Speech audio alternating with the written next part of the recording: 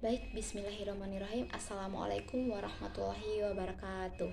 Perkenalkan, nama saya Nur Fadila dari mahasiswa dari Universitas Islam Negeri Mataram, jurusan Tadris Matematika kelas 4C.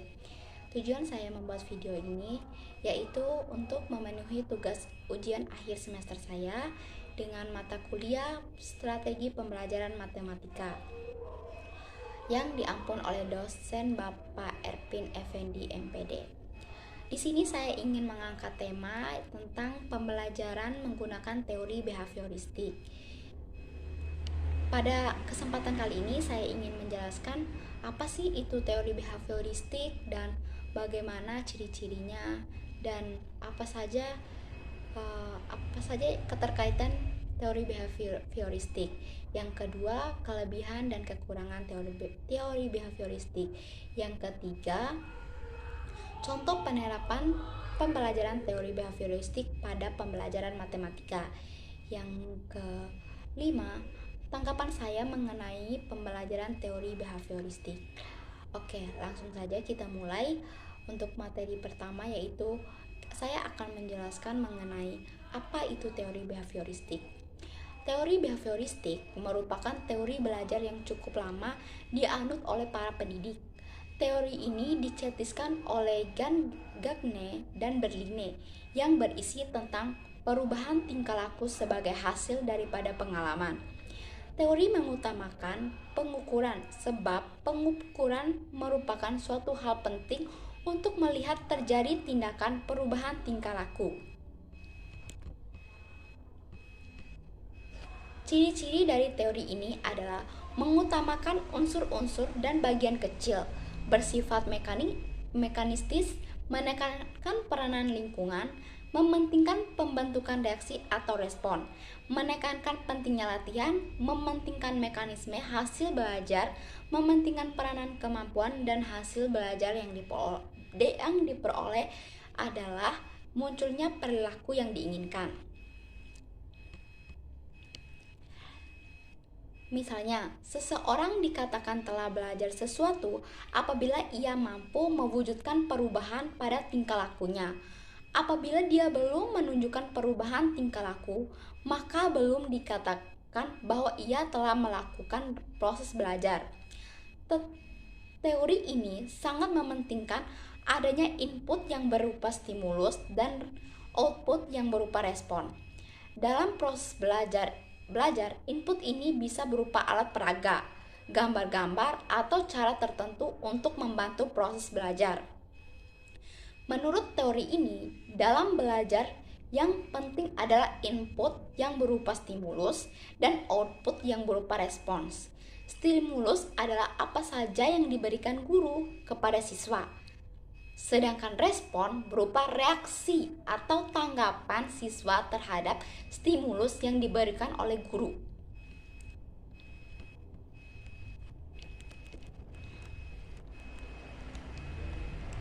Teori behavioristik mengutamakan pengukuran, sebab pengukuran merupakan suatu hal penting untuk melihat terjadi tindakan perubahan tingkah laku tersebut. Penyajian isi atau materi belajar menekankan pada keterampilan yang terisolasi atau akumulasi fakta mengikuti urutan dari bagian ke keseluruhan. Pembelajaran mengikuti urutan kurikulum secara ketat, sehingga aktivitas belajar banyak didasarkan pada buku, teks, buku wajib dengan penekanan pada keterampilan mengungkapkan kembali isi buku, teks, atau buku wajib tersebut. Tujuan pembelajaran menurut teori behavioristik ditekankan pada penambahan pengetahuan, sedangkan belajar sebagai aktivitas mimetik yang menuntun peserta didik untuk mengungkapkan kembali pengetahuan yang sudah dipelajari dalam bentuk laporan, kuis, atau teks. Pembiasaan dan disiplin menjadi sangat esensial dalam belajar, sehingga pembelajaran lebih banyak dikaitkan dengan penegakan disiplin. Kegagalan atau ketidakmampuan dalam penambahan pengetahuan dikategorikan sebagai kesalahan yang perlu dihukum, dan keberhasilan belajar atau kemampuan dikategorikan sebagai bentuk perilaku yang pantas diberi hadiah. Demikian juga, ketaatan pada aturan dipandang sebagai penentu keberhasilan belajar. Peserta didik atau peserta didik adalah objek yang harus berperilaku sesuai dengan aturan, sehingga kontrol belajar harus dipegang oleh sistem yang berada di luar peserta didik. Pengetahuan yang telah terstruktur dengan rapi sehingga belajar adalah perolehan pengetahuan, sedangkan mengajar adalah memindahkan pengetahuan ke orang yang belajar atau peserta didik.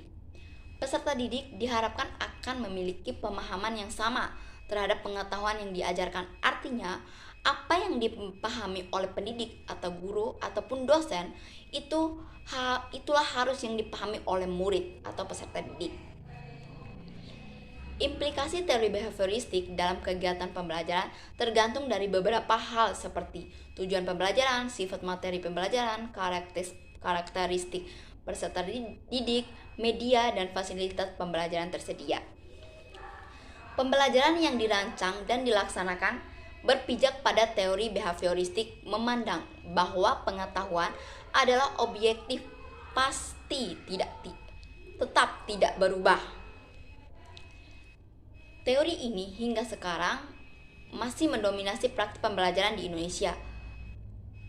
Karena hal ini tampak dengan jelas pada penyelenggaraan pembelajaran dari tingkat paling dini seperti kelompok bermain, taman kanak-kanak, sekolah dasar, sekolah menengah, bahkan perguruan tinggi. Pembentukan perilaku dengan cara pembiasaan atau drill disertai dengan hukuman atau reinforcement masih sering dilakukan. Dengan demikian, dalam tingkah laku belajar terdapat jalinan yang erat antara reaksi-reaksi behavioristik dengan stimulusnya. Selanjutnya, contoh penerapan teori behavioristik pada matematika. Di sini saya mengambil contoh penerapan teori behavioristik dalam pembelajaran matematika. Contohnya adalah dalam pembelajaran materi fungsi persamaan kuadrat. Guru memberikan contoh soal, yaitu gambar grafik fungsi dari persamaan kurva. Siswa merespon dengan memperhatikan penjelasan dari guru. Lalu, guru menjelaskan jawabannya, yaitu cara yang digunakan untuk menggambarkan grafik fungsi kuadrat. Dengan cara yaitu yang pertama, buat tabel nilai, yang kedua, letakkan koordinat yang diperoleh pada bidang kartesius, yang ketiga, hubungkan titik-titik tersebut sehingga terbentuk sebuah kurva yang mulus. Setelah guru selesai menyampaikan materi, siswa diberikan latihan soal oleh guru sebagai tolak ukur dari materi yang disampaikan. Jadi, setelah guru memberikan penjelasan atau contoh soal-soal, guru wajib memberikan latihan agar guru mengetahui tolak ukur siswa dalam materi tersebut, apakah sudah dipahami atau belum dipahami. Latihan soal yang diberikan yaitu menggambarkan grafik fungsi kuadrat pada bidang kartesius. Dalam pemberian latihan soal sesuai dengan materi yang diajarkan, dan siswa menjelaskan jawaban yang dikerjakan. Jika siswa mampu menjawab soal dengan benar, maka penghargaan yang diberikan oleh guru, misalnya nilai tambahan. Sedangkan siswa yang belum bisa menjawab dengan benar, maka harus memperbaiki dengan memberikan hukuman, yaitu latihan tambahan atau PR, agar siswa terbiasa dan dapat memahami materi yang telah disampaikan. Di dalam teori pembelajaran pasti terdapat kelebihan dan kekurangannya. Begitu pula dengan teori behavioristik. Kelebihan yang pertama, saya akan menjelaskan mengenai kelebihan pembelajaran dalam teori behavioristik. Yang pertama, membiasakan guru untuk bersikap jeli dan peka terhadap situasi dan kondisi belajar. Yang kedua, Guru tidak membiasakan ceramah sehingga murid dibiasakan belajar mandiri. Jika murid menemukan kesulitan baru, langsung ditanyakan pada guru yang bersangkutan. Yang ketiga, mampu untuk membentuk suatu perilaku yang diinginkan, mendapatkan pengakuan positif dan perilaku yang kurang sesuai mendapat penghargaan negatif yang didasari pada perilaku yang tampak. Yang keempat, dengan melalui pengulangan dan pelabuhan yang berkesinambungan dapat mengoptimalkan bakat dan kecerdasan siswa yang sudah terbentuk sebelumnya. Jika anak sudah mahir dalam satu bidang tertentu, akan lebih dikuatkan lagi dengan pembiasaan dan pengulangan yang berkesinambungan tersebut dan lebih optimal. Yang kelima, bahan pembelajaran yang telah disusun dari yang sederhana sampai ke kompleks dengan tujuan pembelajaran dibagi dalam bagian-bagian kecil yang ditandai dengan pencapaian suatu keterampilan tertentu, mampu menghasilkan suatu perilaku yang konsisten pada bidang tertentu. Yang keenam, dapat mengganti stimulus yang satu dengan stimulus yang lainnya, dan seterusnya sampai respon yang diinginkan muncul. Yang ketujuh, cenderung mengarahkan praktek dan pembiasaan yang mengandung unsur-unsur kecepatan, spontanitas, dan daya tahan. Teori behavioristik juga cocok diterapkan untuk anak yang masih membutuhkan dominasi perang orang dewasa, suka mengulangi dan harus dibiasakan, suka meniru, dan suka dengan bentuk-bentuk penghargaan langsung.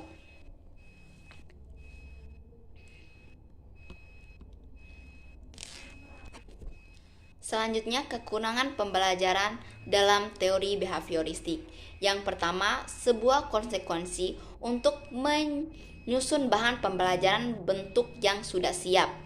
Yang kedua, tidak setiap pembelajaran dapat menggunakan teori behavioristik. Yang ketiga, murid berperan sebagai pendengar dalam proses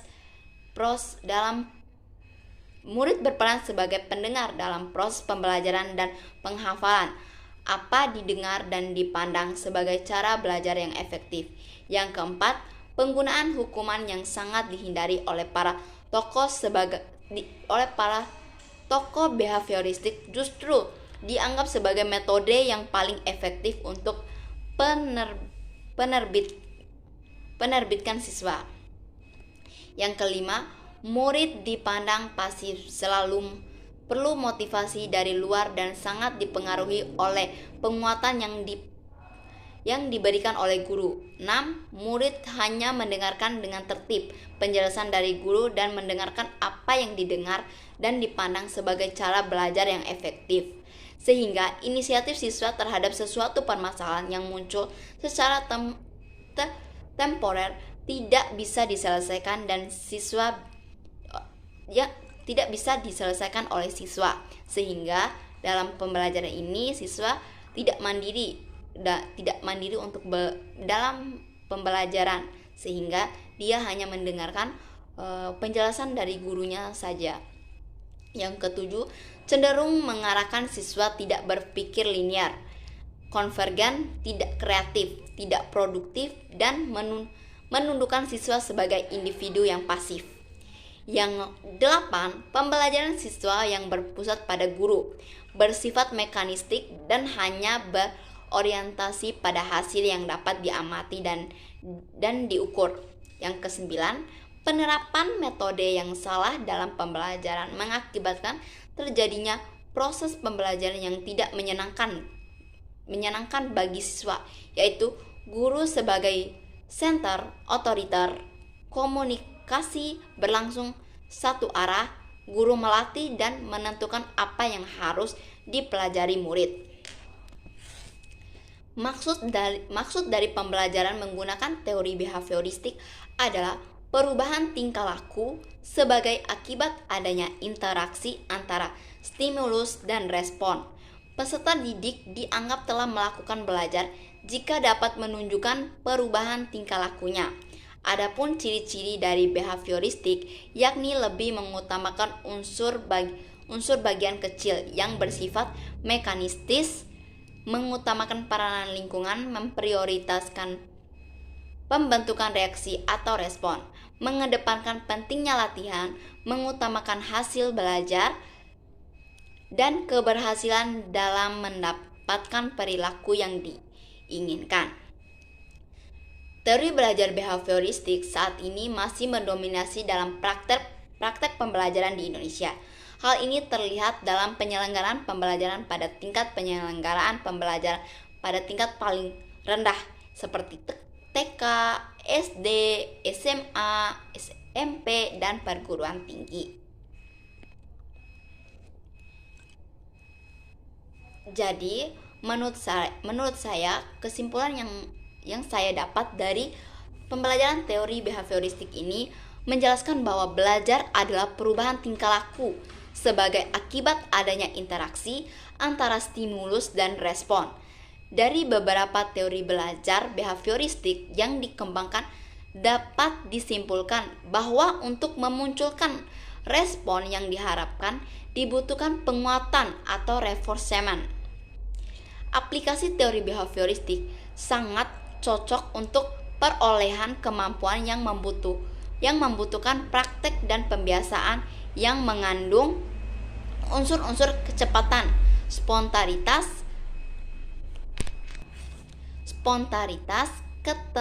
kelenturan, refleks, daya tahan, dan sebagainya.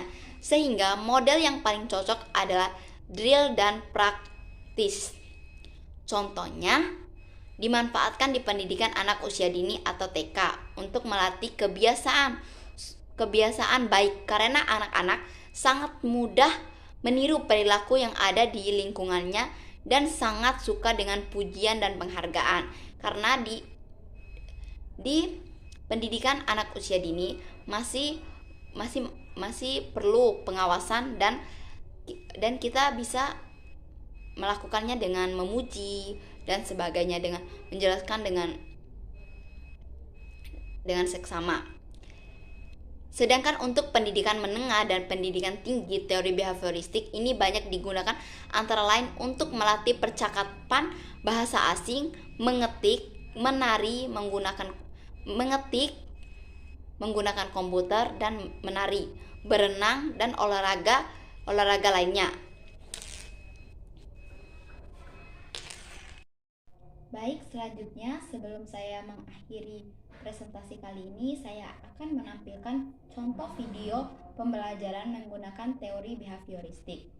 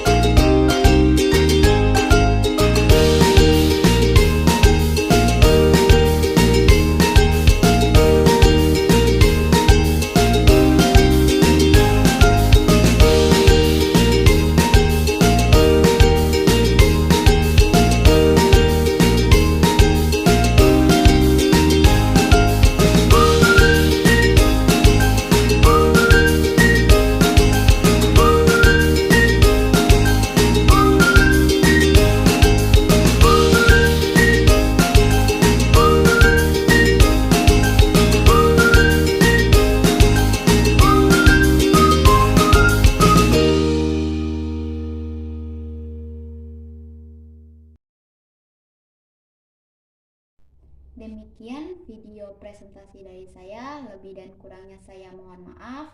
Mungkin di tengah-tengah video terdapat suara-suara yang tidak diinginkan. Saya mohon maaf dan terima kasih kepada Bapak Erpin Effendi MPD yang telah memberikan tugas ini sehingga kami bisa melatih dalam berbicara.